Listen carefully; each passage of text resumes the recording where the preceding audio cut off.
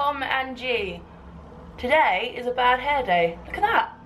I look like Professor Trelawney. But it's alright, because I'm cutting it all off soon, so don't matter. Make the most of it. The biggest news that I have to tell you this week is that I took the quiz, the sorting hat quiz on the new Pottermore, and I am still a Gryffindor. Although Pottermore only asks you like 6 questions now, I remember at the beginning it asked you a few more, and I think there are a lot of questions. It just gives you a random selection of those questions every time.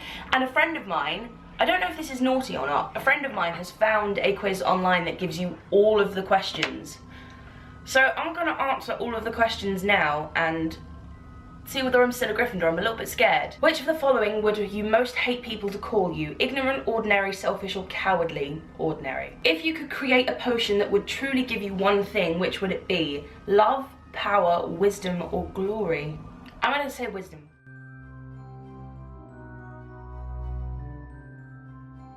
It's calculating my results. Oh my god, that's an advert, and a really scary one.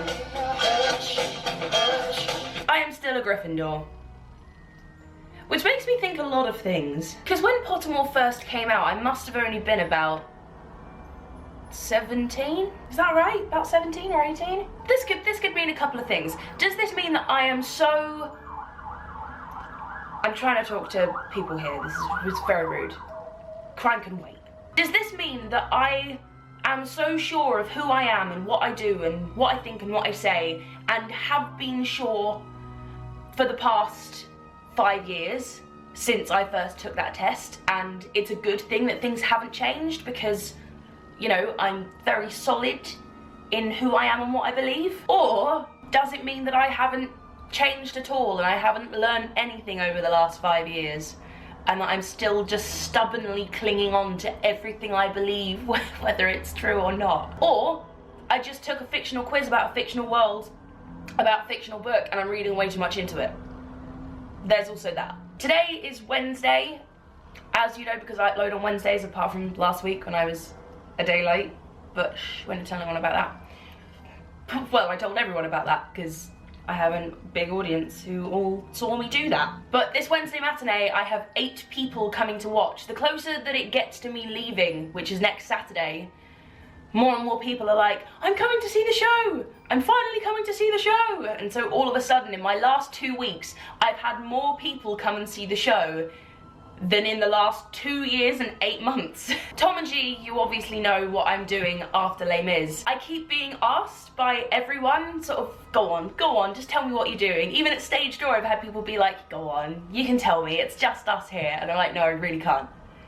I really can't tell you. And if I were to announce anything ahead of their pre-planned schedule, I risk losing the job. And, you know, I need to work.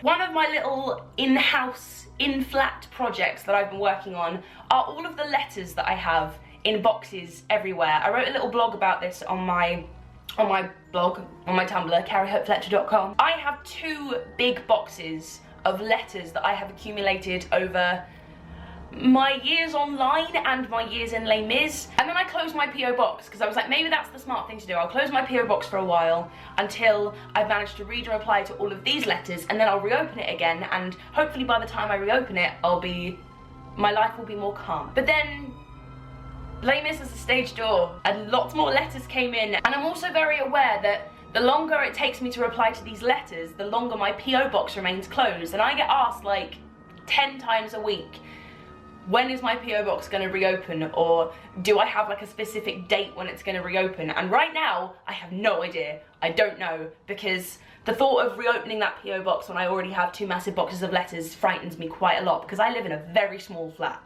And now I have a Pete.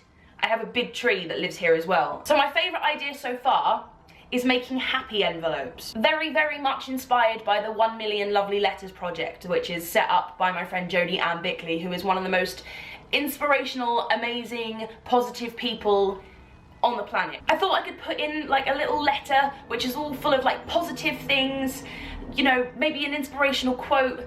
I'll like decorate it with glitter glue. I'll add in an origami dragon, a signed photo if anyone's interested in that. It feels like really arrogant to offer people pictures of my face that I have scribbled on, but people like specifically ask for that, so if people are interested in that, then I shall add in one of those. And you know, maybe a couple Jolly Ranchers, because I have so many of those. But just the envelope of nice things. Let me know what you guys think of that idea.